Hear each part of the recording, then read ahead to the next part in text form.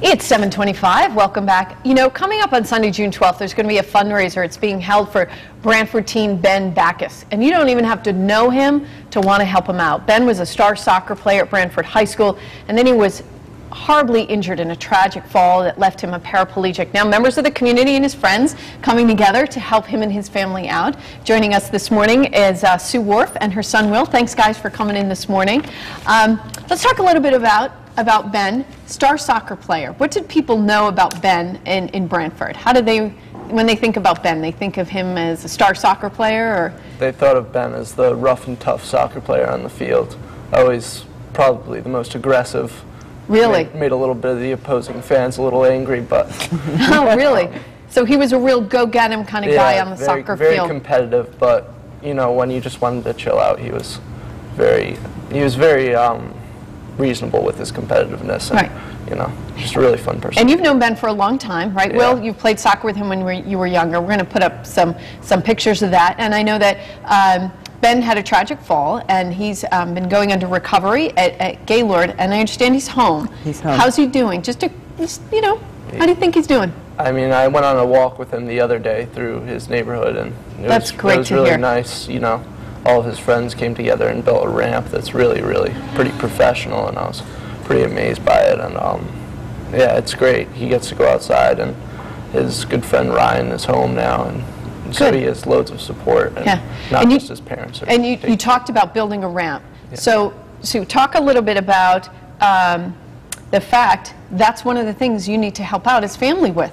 They suddenly have to change their house. Talk about that.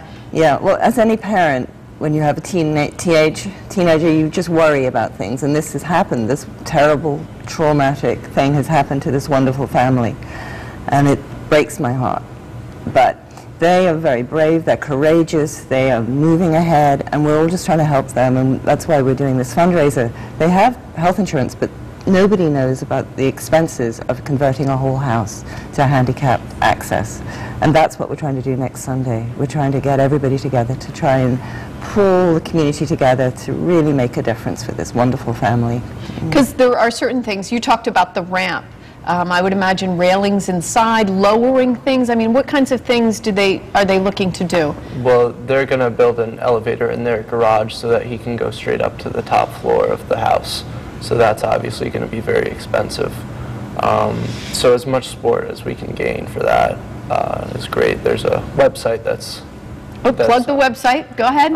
Linked at the WTNH website that you can go to, and you can make donations through PayPal through that. Great.